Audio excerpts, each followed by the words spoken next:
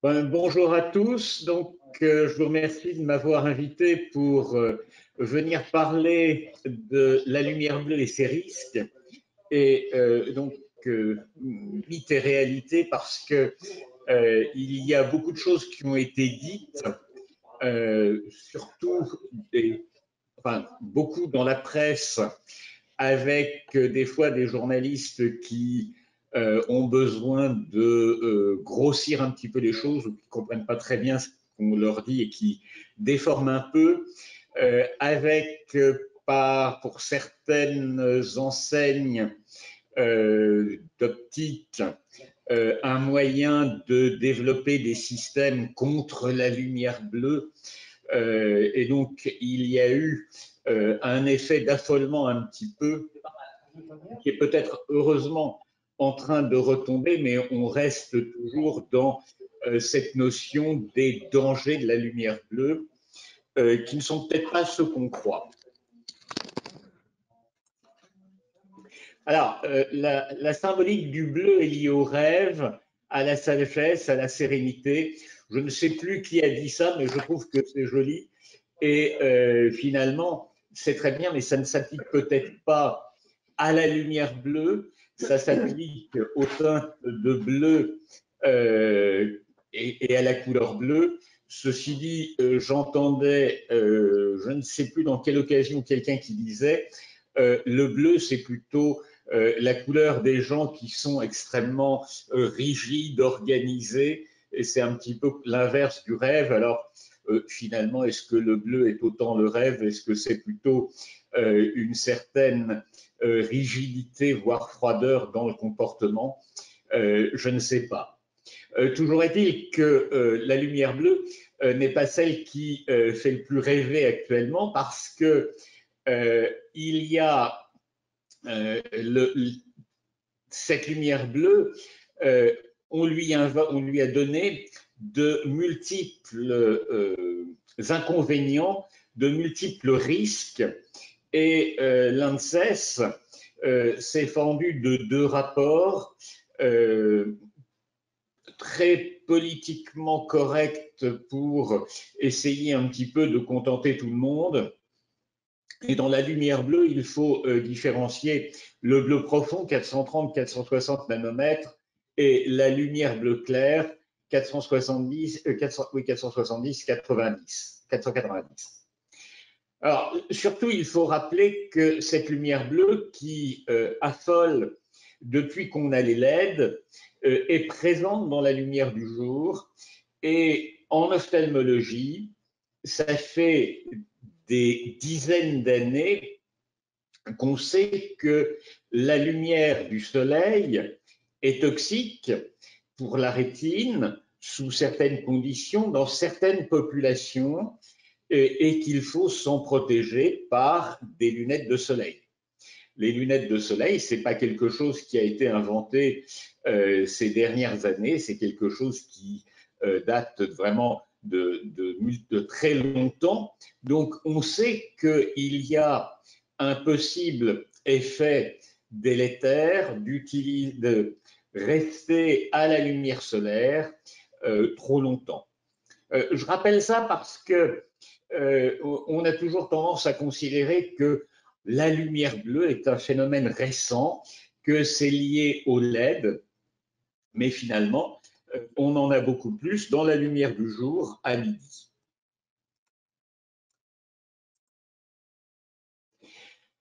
Donc, il y a une crainte face à l'utilisation des LED, et des travaux sur lesquels on va revenir ont évoqué des risques potentiels ou avérés pour l'œil, la rétine, et on reviendra là-dessus parce que ces travaux sont très intéressants, très bien faits, mais comme toujours, quand on s'intéresse à des études animales, il faut des fois se méfier de la transposition des données que l'on a recueillies à l'homme, parce qu'il y a des différences de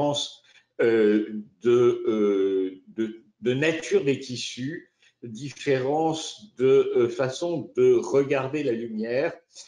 Donc finalement, les choses ne sont pas toujours aussi simplement transposables et des dégâts trouvés chez l'animal ne veut pas dire que chez l'homme, il en sera de même.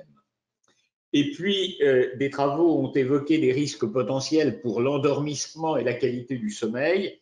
Et là, c'est peut-être quelque chose qui est beaucoup plus vrai et peut-être quelque chose sur lequel on a moins insisté. On l'a dit, mais il y a des éléments qui petit à petit ressortent.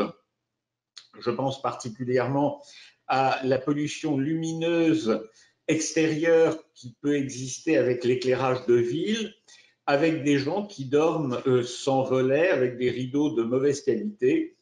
Et on a la lumière de la rue qui entre, même de façon parfois pas très importante, mais suffisante pour perturber le sommeil. Donc, on va reprendre un petit peu les différents points, à la fois des données scientifiques humaines et chez l'animal, des rapports de l'ANSES pour essayer un petit peu de faire le point, de savoir ce qu'il en est. Alors, je ne vais pas vous faire l'injure de vous rappeler, à vous qui êtes des spécialistes de l'éclairage, cette lumière bleue, juste quelques petits rappels. Donc, c'est une partie du spectre visible. Ça correspond aux moyennes, aux courtes longueurs d'onde, celles qui ont le plus d'énergie parmi le spectre de la lumière visible. Et c'est la raison pour laquelle elle pourrait être toxique pour les tissus vivants. Mais elle est, cette lumière bleue, extrêmement intense, présente dans la lumière solaire à midi, en particulier quand il fait beau, quand on a des journées printanières, voire des journées d'été, printanières un petit peu comme aujourd'hui, quoique là c'est plutôt couvert sur Paris. La lumière bleue décroît dans la journée, la lumière du soir est plus chaude, plus rouge. Les couchers de soleil ont généralement des teintes rougeâtres, on est dans une autre partie du spectre. Alors, les LED posaient un problème parce que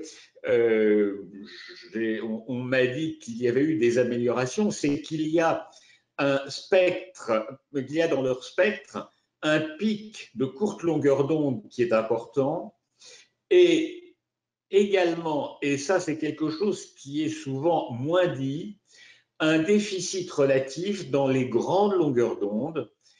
Et une partie des travaux actuels pense qu'il y a un effet délétère de la lumière bleue, mais que cet effet est majoré par le déséquilibre qui existe entre la quantité de bleu et de rouge. Et puis, il y a des phénomènes de chronobiologie qui rentrent en ligne de compte. Mais globalement, probablement, le fait qu'il y ait peu de rouge dans le spectre des LED les rend plus toxiques parce qu'on a besoin d'un certain équilibre entre les différentes longueurs d'onde. Et le rouge a été considéré comme une couleur qui permettait de régénérer certains éléments à l'intérieur des cellules. Certains ont été à dire que ça permettrait de limiter l'effet de destruction que produit la lumière bleue avec des phénomènes d'antioxydation provoqués par le rouge à l'intérieur des cellules qui réactivent certains systèmes qui luttent contre des phénomènes oxydatifs et que finalement, avec le bleu, on a beaucoup de phénomènes oxydatifs, on a peu de rouge, donc on n'arrive pas à les combattre et c'est ça qui serait toxique. Mais ça, c'est des choses qui ne sont pas encore bien établies. Ceci dit, beaucoup de gens travaillent sur ce déficit relatif en rouge et en fait, cet équilibre relatif qui n'est pas terrible entre le bleu et le rouge. Et puis, les LED et leurs dérivés, OLED, AMOLED, constituent une source importante et fréquente de lumière bleue dans les systèmes d'éclairage, au niveau de la télévision et surtout des ordinateurs et des tablettes et des portables. J'insiste un petit peu sur tablettes et portables parce qu'ils sont regardés de très près et l'énergie diminue avec le carré de la distance. Et finalement, regarder une télévision LED à 4 mètres est peut-être moins délétère en quantité de lumière bleue reçue que de passer sa journée sur son portable à regarder des séries. Et donc, la répartition spectrale des LED, qui reste froide contrairement aux ampoules à incandescence, donc on retrouve ce pic et ce déficit en rouge, mais elle remplace petit à petit les ampoules traditionnelles pour des questions de consommation énergétique, de durée de vie. Alors je crois qu'actuellement, mais je ne suis pas un grand spécialiste de ces ampoules, on arrive à faire des ampoules qui, par des artifices, ont un spectre qui est un petit peu amélioré, mais on va garder un grand pic de bleu. Si on arrivait à remonter un peu ces teintes-là, peut-être qu'on aurait moins de soucis. Alors, qu'est-ce que l'on sait depuis longtemps en ophtalmologie pour les risques liés à la lumière, en particulier à la lumière bleue, sur la rétine? Et on n'a pas attendu d'avoir des LED pour savoir qu'une exposition aiguë à une forte lumière solaire va provoquer des atteintes rétiniennes, éventuellement des atteintes de phototraumatisme rétinien, tel qu'on peut en observer quand des gens ont regardé une éclipse sans une protection adaptée. Et on a à ce moment-là une véritable brûlure au niveau de la rétine avec une perte localisée de photorécepteurs qui se voit bien quand on fait des coupes de la rétine. Il y a un trou, ce qui explique qu'il y ait une petite tache, un petit déficit, un petit trou dans le champ visuel et une baisse d'acuité visuelle. Ça, c'est des choses qui sont connues depuis très longtemps.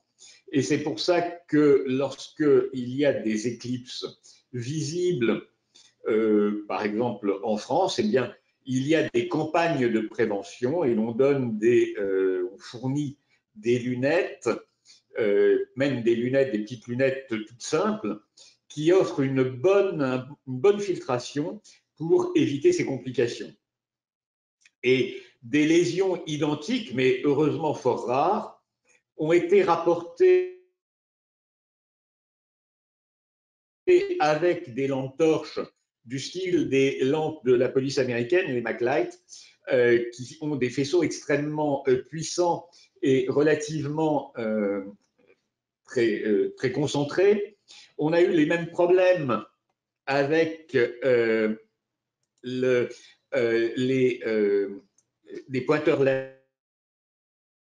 Bon, ben, désolé, je suis obligé de continuer comme ça parce que le réseau Internet de l'hôpital, visiblement, ne fonctionne pas terriblement et on n'arrive pas à faire de la visioconférence. Bon. Donc, je disais donc en clinique, ça fait très longtemps qu'on connaissait les problèmes liés à la lumière et on avait vu des phototraumatismes à la suite d'éclipses, des gens qui regardaient les éclipses sans bonne protection, eh bien, ils ont des brûlures au niveau du point de fixation, de la zone la plus sensible de la rétine. Et quand on fait des coupes de la rétine, on s'aperçoit qu'il y a des petits déficits qui correspondent à des petites brûlures liées à l'action solaire, à la lumière bleue, au niveau de la rétine. Et des éléments, des accidents heureusement fort rares étaient arrivés à la suite d'utilisation de lampes torches, des lampes torches de type de la police américaine ou des pointeurs laser, les premiers qui étaient des pointeurs assez fort avec des intensités assez importantes. Et puis, il y a eu un ou deux cas de façon assez anecdotique avec les phares de voiture LED chez des enfants, les premiers LED, les premiers phares LED, parce qu'un enfant, c'est pas bien grand, et ça peut être à la hauteur des phares de voiture, et à ce moment-là, ça prend le phare de voiture directement en pleine figure. Passez à la diapo suivante, s'il vous plaît. Et puis, à long terme, il y a des études qui avaient été faites dans les années 70 en Australie, qui avaient montré que la lumière solaire était délétère et favorisait l'apparition de la dégénérescence maculaire liée à l'âge. Mais dans une population, je rappelle toujours que les Australiens, c'est quand même des Anglais habitués à vivre dans le brouillard, qui ont été transplantés dans un endroit où il y a beaucoup de soleil et avec peut-être une protection oculaire qui n'est pas une protection naturelle oculaire qui n'est pas parfaitement adaptée. Et les gens du bush, ou les aborigènes, eux, n'ont pas autant de problèmes. Alors, mode de vie ou équipement génétique, les choses sont peut-être un petit peu des deux. Et puis, on sait également que la lumière solaire peut être extrêmement délétère chez des patients à risque. Et je m'occupe de maladies rares et on a parmi nos patients des gens qui ont été passés une semaine au ski et qui reviennent avec une baisse d'acuité visuelle extrêmement profonde, simplement par la lumière liée, la réverbération liée au soleil sur la neige, parce qu'ils ont un déficit génétique, qu'ils ont une maladie héréditaire de la rétine, et que cet éclairage solaire, dans ces cas-là, va accélérer la détérioration de la rétine. Donc, ça montre qu'il y a des populations à risque pour l'effet délétère de la lumière bleue. Et ceci, c'est connu depuis très longtemps, les enfants et les jeunes adultes, parce que le cristallin à cet âge-là est totalement transparent et laisse particulièrement bien passer le bleu, alors que vers 55, 60, 65 ans, votre cristallin a jauni, donc un filtre jaune va arrêter la lumière bleue. Et on protège avec son cristallin d'origine la rétine quand on est âgé et qu'elle est un peu plus fragile. Par contre, les personnes opérées de cataracte, on retire ce filtre jaune et on augmente le risque de dégénérescence maculaire. C'est pour ça qu'on a quelques implants. Il y a des implants intraoculaires qui remplacent le cristallin, qui sont des implants qu'on appelle jaunes, pour arrêter la lumière bleue. Mais ça, ces implants jaunes, ils ont été inventés dans les années 2000. Donc, vous voyez, c'est quelque chose qui est relativement ancien à la suite de travaux qu'on connaissait. C'est pas arrivé d'un seul coup.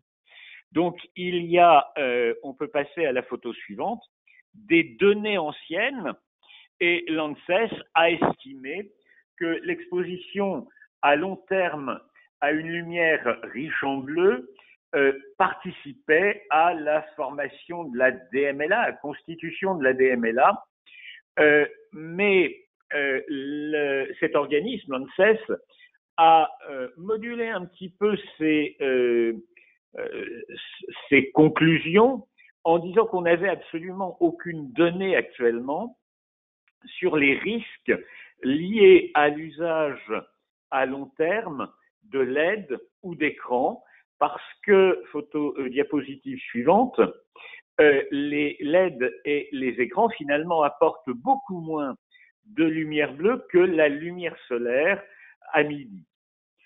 Alors, il y a eu des études animales qui ont été faites qui sont intéressantes pour montrer que ce que l'on savait, que la lumière bleue est toxique, mais elles sont peu contributives pour répondre à la question posée, est-ce que finalement il y a un risque lié aux écrans?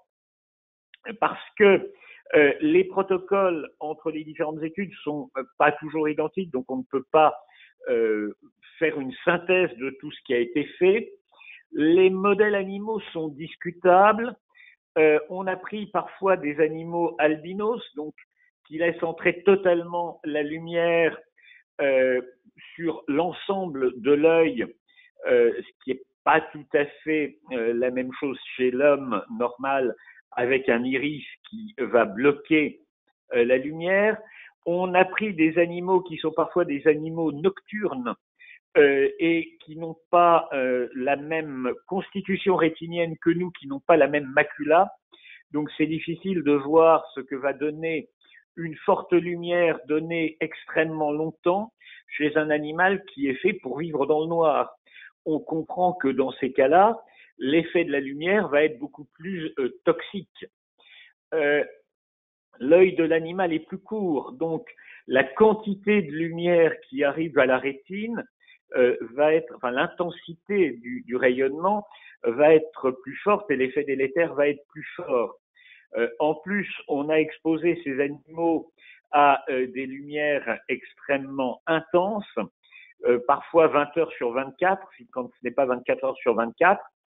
Et on ne va pas quand même regarder 20 heures sur 24 ces écrans avec une pupille dilatée pour examiner, enfin pour travailler. Donc finalement, ces études sont intéressantes, mais il faut les regarder un petit peu avec prudence parce que ce n'est pas toujours aussi facile de transposer. Diapositive suivante. Et on sait que, il y a une étude australienne, je crois, qui a montré, ou canadienne, qui avait montré qu'il y a des phénomènes de régénération rétinienne qui se produisent la nuit et quand on dort, finalement, quand on s'arrête de regarder la lumière bleue, il y a une certaine récupération rétinienne qui va lutter contre les effets délétères de la lumière bleue. Et j'ai déjà parlé du déficit de la lumière rouge qui n'est pas bien pris en compte dans ces études et qui est certainement intéressant du fait du rôle protecteur de cette lumière rouge. Donc les études animales que l'on a sont intéressantes, on a beaucoup glosé dessus, peut-être un peu trop, parce que quand on les regarde en détail, les choses ne sont pas aussi simples.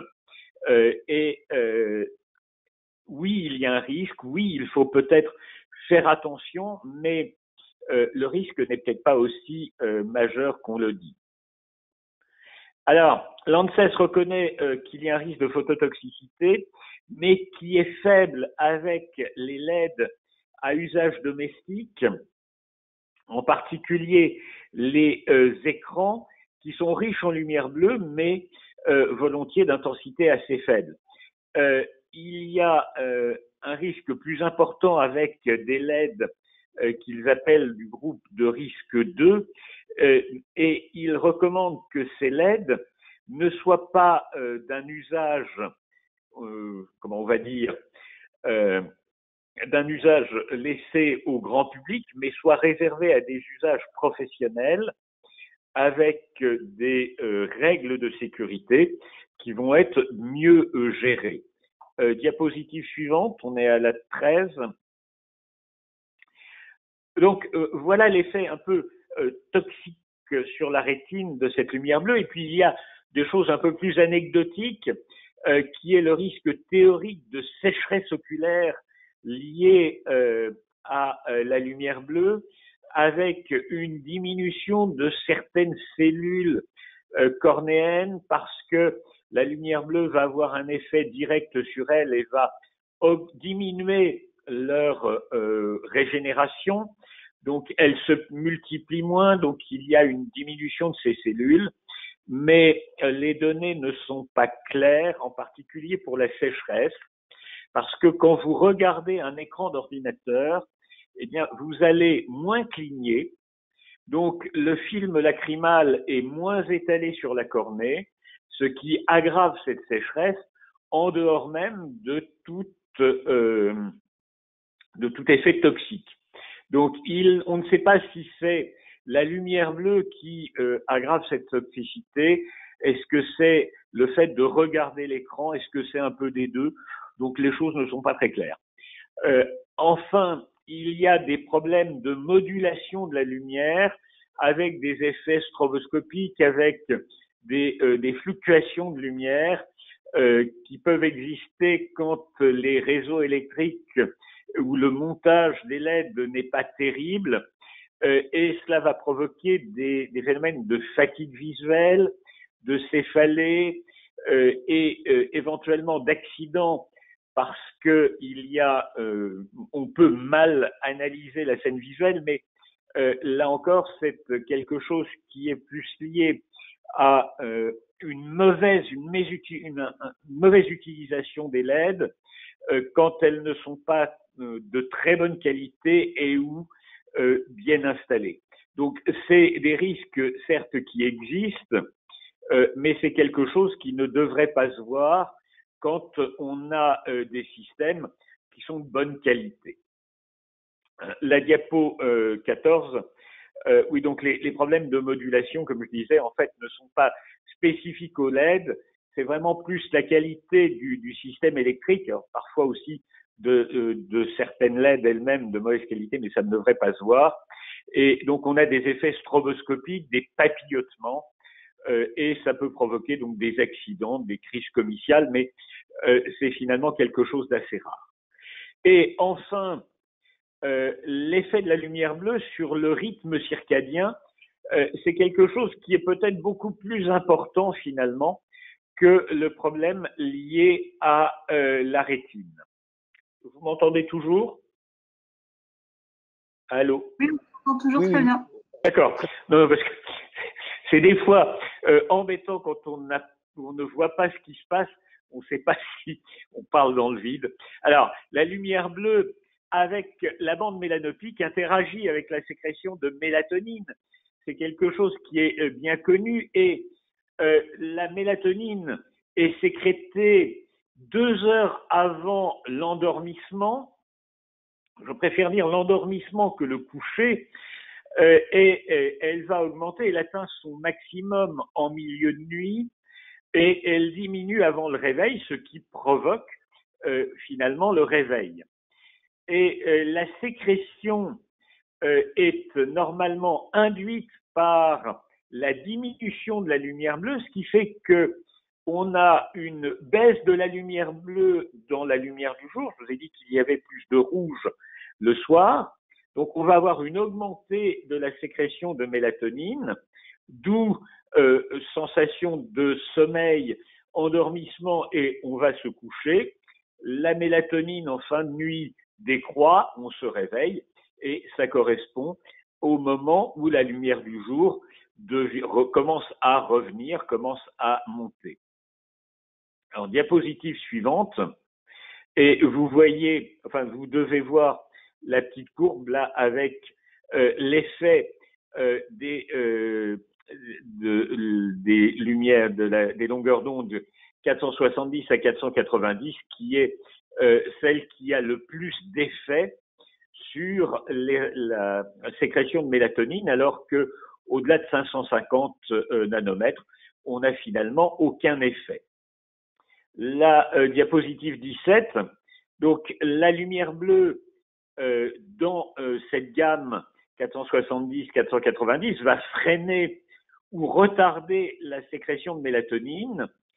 Il en résulte une perturbation de la sensation de sommeil et de l'endormissement, même si on se couche, et finalement les gens vont se coucher en se disant qu'ils n'ont pas sommeil, qu'ils ont du mal à s'endormir, parce que la sécrétion de mélatonine n'est pas au niveau optimal pour s'endormir. Et si on est exposé dans la nuit à une lumière bleue de l'ordre de 40 lux, ça peut provoquer un arrêt de la sécrétion de mélatonine, décaler son pic et ainsi totalement perturber le rythme circadien. Parce que finalement, on a un trouble de la sécrétion de mélatonine, mais dans l'organisme, tout est lié. La diminution de la sécrétion de la mélatonine provoque le réveil, agit sur l'horloge interne, qui va entraîner la sécrétion d'autres hormones, le cortisol, toute une série d'hormones qui agissent sur l'organisme, et de perturber un élément du rythme circadien, de ces hormones qui sont sécrétées, va entièrement perturber la totalité du rythme circadien, entraîner des décalages dans différentes hormones, autres que la mélatonine, le rythme du cortisol, le rythme de l'insuline, des hormones de croissance. Enfin, il y a toute une série d'hormones qui sont régulées, liées au rythme circadien, et cette perturbation d'une hormone, de la mélatonine, va jouer sur l'ensemble du rythme circadien et entraîner des altérations. Alors, photo suivante. Il suffirait de 10 minutes à 10 lux pour retarder l'horloge interne d'une heure, et 5 facteurs peuvent agir sur la relation lumière-sommeil: l'intensité lumineuse, la durée d'exposition, l'heure d'exposition, l'historique lumineux et la longueur d'onde que l'on utilise.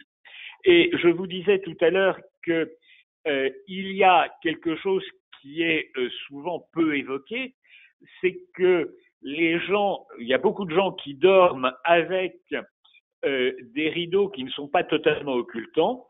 La lumière de la rue entre dans la chambre avec un éclairage plutôt avec du bleu et avec une intensité qui va être supérieure à ces 10 lux, qui retarde la sécrétion de mélatonine et qui décale le rythme circadien. Et vous voyez que ceci peut perturber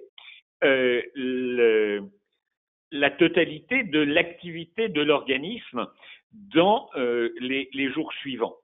Et ça, c'est quelque chose qui n'est pas évoqué, et ça va renvoyer à faut-il arrêter l'éclairage public de la nuit. Ça fait partir dans de nombreuses directions. Globalement, il suffit simplement de fermer les volets et de mettre des rideaux qui soient suffisamment occultants. Et puis, il est extrêmement intéressant de diminuer les teintes de ce que l'on va regarder le soir, éventuellement d'arrêter bien entendu les écrans. Et l'on voit que suivant la quantité la quantité de lumière que l'on a utilisée, la chaleur de lumière que l'on a utilisée, eh bien, on va ou pas jouer sur la sécrétion de mélatonine. Vous voyez que si on utilise du 2500 Kelvin ou du 3000, on a finalement très peu d'effet sur la sécrétion de mélatonine. Photo suivante. Et les écrans vont bien entendu ralentir et retentir sur cette sécrétion de mélatonine et sur les rythmes circadiens. C'est pour ça qu'il est recommandé d'arrêter les écrans 2 heures avant l'heure du coucher, parce que si on arrête les écrans au moment de se coucher, on va se coucher, on va tenter de s'endormir, mais l'organisme n'est pas en situation de bien dormir et de dormir dans de bonnes conditions. Fermer les volets, je l'ai dit, de ne pas garder d'écran dans la chambre. Il est très mauvais de garder le smartphone à côté de soi et de l'utiliser pour regarder l'heure qu'il est, ou de le mettre en charge parce qu'il va s'allumer chaque fois qu'on reçoit une notification. Donc, entraîner une lumière bleue dans la chambre suffisamment intense pour perturber, parce que cette lumière passe à travers les paupières fermées. Il ne faut pas croire que les paupières sont un filtre total et c'est suffisant pour entraîner un éclairement rétinien qui va donc aller perturber la sécrétion de mélatonine. Il faut éventuellement utiliser les systèmes de nuit sur les ordinateurs ou les téléphones qui permettent de diminuer l'atteinte de lumière bleue que l'on reçoit. Je préfère ça au filtre que l'on peut, au filtre de lumière bleue qu'on va garder toute la journée et qui finalement fatigue, à mon sens, beaucoup plus. Et même s'ils deviennent de meilleure qualité, je crois qu'il vaut mieux diminuer la quantité de lumière bleue des écrans le soir et puis s'astreindre à ne pas regarder son ordinateur, son téléphone, sa tablette 2 heures avant l'heure du coucher. On peut regarder la télévision et puis arrêter suffisamment longtemps avant de se coucher. Ça permettra un meilleur sommeil et on va éviter des troubles du sommeil et de la vigilance dans la matinée. L'ASNAV avait bien montré que les enfants, les adolescents qui des fois se réveillent la nuit pour vérifier leur boîte mail et les réseaux sociaux, eh bien, ont des troubles scolaires et ont des difficultés scolaires le matin parce que finalement ils dorment encore. Ils ont décalé leur rythme circadien et à moyen terme, tous ces troubles augmentent les risques de diabète, de pathologies cardiovasculaires, voire de certains cancers. Et ça a été bien montré chez des gens qui ont un travail posté. Il y a des études qui avaient été faites sur des infirmières qui travaillent de nuit, qui ont un risque accru de diabète, de pathologie cardiovasculaire, mais aussi de cancer, par des phénomènes liés à des perturbations du rythme circadien qui va agir sur toute une série de sécrétions d'hormones, de substances protectrices qui sont sécrétées à un mauvais moment. Et donc, on aggrave l'effet délétère d'autres problèmes. Photo suivante, on doit être à la 22. Et donc, le risque de cancer est augmenté de 30 voire de 100% pour certains cancers chez les infirmières, des cancers plutôt liés au sexe féminin, et les problèmes cardiovasculaires d'artériosclérose, d'infarctus du myocarde, d'accident vasculaire cérébral ou de diabète sont également beaucoup plus fréquents. Et puis la lumière bleue agit sur l'humeur.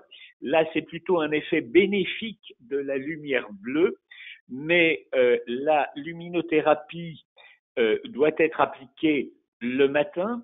Il faut certainement pas l'appliquer le soir quand on rentre du travail et se mettre une forte lumière à 18 heures. On n'a absolument pas les mêmes effets sur l'humeur et en plus, on va perturber le rythme circadien, ce qui va aggraver le risque de dépression. Et donc, dernière diapositive, la conclusion. Vous voyez qu'il y a des risques, mais qui sont peut-être plus liés à des mésusages des LED qu'aux LED eux-mêmes, notamment dans la durée, dans l'utilisation des écrans le soir, des fois dans une mauvaise installation des LED, et c'est quelque chose qui me tient particulièrement à cœur, c'est l'éclairage intérieur, parce qu'on travaille beaucoup sur l'éclairage public, mais les gens, des fois, à l'intérieur, font n'importe quoi, et avoir des LED qui arrivent directement dans l'œil, parce qu'on a mis un éclairage qui n'est pas du tout un spot, qui n'est pas du tout bien placé, et qui éclaire à fond le canapé et qu'on se le prend dans la figure à longueur de soirée, eh bien, est peut-être quelque chose qui va être délétère, mais il faut tout simplement savoir comment installer son éclairage chez soi quelle qualité, quel type de LED utiliser en fonction de la destination des pièces. Et on en revient donc à ce fait que c'est peut-être parfois plus un mésusage des LED et de l'éclairage qui va amener à des complications plutôt que les LED elles-mêmes. Voilà, je vous remercie et je m'excuse pour les problèmes techniques en cours de route en espérant que vous m'avez quand même bien entendu. Merci docteur, on vous a très très bien entendu. Donc, merci pour votre intervention qui nous éclaire un peu mieux, sans mauvais jeu de mots, sur les risques potentiels liés à l'usage de la lumière bleue. Alors il est vrai que on peut dire dans pas mal de reportages, que ce soit télévisés, de la presse écrite, qu'il y a beaucoup de risques, mais il me semble aussi important qu'il y a une pédagogie et il faut bien recentrer les choses dans leur contexte, notamment par rapport à tout ce qui est enfant, et c'est très important. Voilà. Je voulais savoir donc s'il y avait des questions à poser. Alors, soit vous prenez la main à tour de rôle, soit vous pouvez poser les questions par le chat directement. C'est comme ça que tu procèdes, Margot, habituellement pour les questions, comme c'est la première pour nous. Non, peu importe. Si quelqu'un veut prendre la main et parler, j'ai pas de souci. Sinon, j'ai le chat sous les yeux et je lis les questions. Voilà, d'accord. Très bien, merci. Je suis en train de voir si je peux me reconnecter des fois mais ça a pas l'air de fonctionner.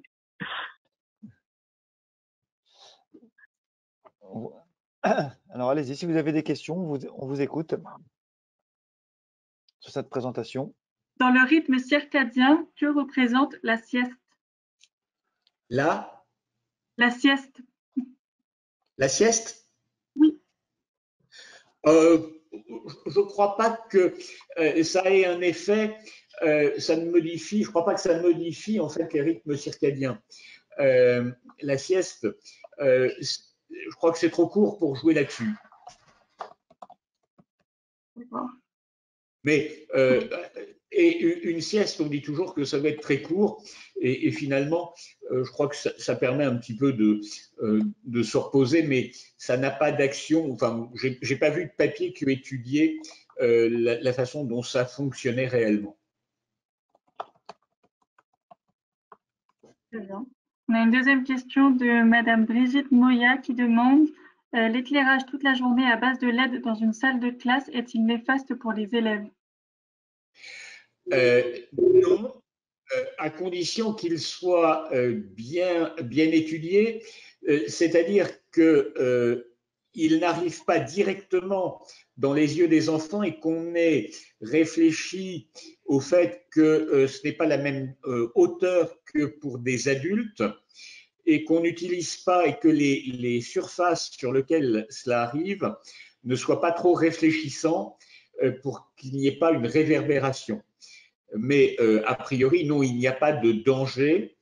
Il ne faut pas non plus que les LED entraînent des problèmes au niveau des écrans, puisque maintenant on projette beaucoup de choses et qu'il entraîne une réverbération qui diminue le contraste de ce qui est projeté. Mais une fois que les choses sont bien organisées, non, il n'y a pas de souci. D'accord. Ceci dit, il faut, dans la mesure du possible, privilégier l'éclairage naturel parce qu'on sait que l'éclairage naturel va diminuer l'évolution de la myopie alors que la lumière LED et l'éclairage artificiel a tendance à aggraver l'évolution vers la myopie. C'est quelque chose qui a été bien montré en Extrême-Orient où ils ont eu des incidences de myopie chez les jeunes absolument dramatiques. 90% des enfants, 85 à 90% des enfants devenaient myopes et on s'est aperçu qu'en augmentant le temps passé à l'extérieur ou à la lumière du jour, on diminuait, on inversait les courbes et donc il est important que les enfants aient de l'activité à l'extérieur ou que les salles de classe soient éclairées par de la lumière naturelle, la lumière extérieure, ça diminue ces problèmes. Merci.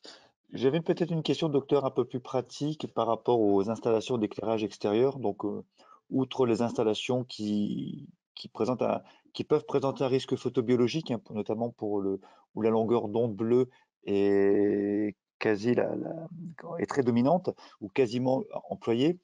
Pour un luminaire d'éclairage extérieur, à partir du sol, donc on peut considérer à une hauteur de 6 à 7 mètres, si on regarde de manière, je ne vais pas dire continue, mais pendant quelques instants, si on regarde un luminaire, est-ce qu'il y a un risque compte tenu de la distance? Non, non. En fait, regarder quelques minutes un éclairage comme ça n'est absolument pas dangereux, ce d'autant que la lumière a tendance généralement à diffuser. Ça ne serait pas exactement la même chose si on avait des lumières des faisceaux lumineux extrêmement fins et qu'on reçoive en plein œil. Les luminaires, généralement, ça diffuse suffisamment pour qu'il n'y ait pas un risque important. Oui, tout à fait, parce à mon avis, il n'y a aucun risque et ce n'est pas quelque chose qui est dangereux. C'est plus lié à la diffusion de la lumière, donc, qu'à la hauteur du point d'observation. On est aussi, oui, enfin, comme vous disiez, on est à 6 mètres, donc la quantité de lumière reçue est finalement assez faible. D'accord, très bien. Merci, docteur. On a également une question Mais d'Armand. il ne faut pas oublier qu'il y a beaucoup de gens qui sortent l'été sans lunettes de soleil, qui ont le soleil qui arrive en face et qui amène beaucoup plus de lumière bleue qu'un lampadaire, et il ne se passe rien. On est tout à fait d'accord. C'était l'analogie que je voulais faire par rapport au soleil et au ciel bleu que l'on a l'été. Et parce que souvent, voilà, c'est ça. C'est souvent l'éclairage est incriminé en disant qu'on met en montrant quelquefois des températures de couleur qui ne sont pas employées en éclairage ou très très peu. Et on met souvent le doigt dessus, alors que la majorité des installations n'ont pas ou peu de dominante bleue. Et surtout, on a des hauteurs d'implantation qui sont quand même relativement importante, entre 6 et 8 mètres. Ouais, c'est aussi relativiser un petit peu par rapport à ça, et vous faites bien de préciser ce point. Non, mais tout à fait. Je crois que la lumière bleue est surtout dangereuse sur le rythme circadien. D'accord. Plus que sur la rétine. D'accord. Merci, docteur. On a une question également d'Armand de Londres qui nous demande: que pensez-vous des nouveaux types de LED dites sans bleu, type Sunlight, avec un IRC renforcé? Oui, alors je connais mal ces LED, mais je crois que effectivement il y a une meilleure répartition du spectre et donc on a moins de bleu qui va arriver, tout le monde on a moins ce pic de bleu et c'est quelque chose qui est beaucoup plus favorable et qui devrait, je dirais pas résoudre les problèmes parce qu'on aura toujours de la lumière bleue avec les problèmes sur les rythmes circadiens, mais on aura moins cet effet potentiellement délétère sur la rétine qui, on l'a bien dit, n'a jamais été prouvé pour les écrans et pour ce type d'appareillage. Là encore, normalement, chez soi, on ne va pas passer son temps à regarder les LED qui sont au plafond. Et la quantité qui arrive de façon indirecte à l'œil est finalement très faible, puisque quand on a une LED qui est au plafond et qu'on est debout, bah, ça n'arrive pas dans l'œil. La lumière à hauteur de l'homme ne va pas changer de direction à 90 degrés pour entrer dans l'œil. On est bien d'accord. On est bien d'accord. Peut-être une question qui sera en lien aussi avec la présentation suivante de Patricia. On prend souvent la température de couleur, donc la composante bleue dans les sources LED, avec une longueur d'onde approximative de 560 nanomètres.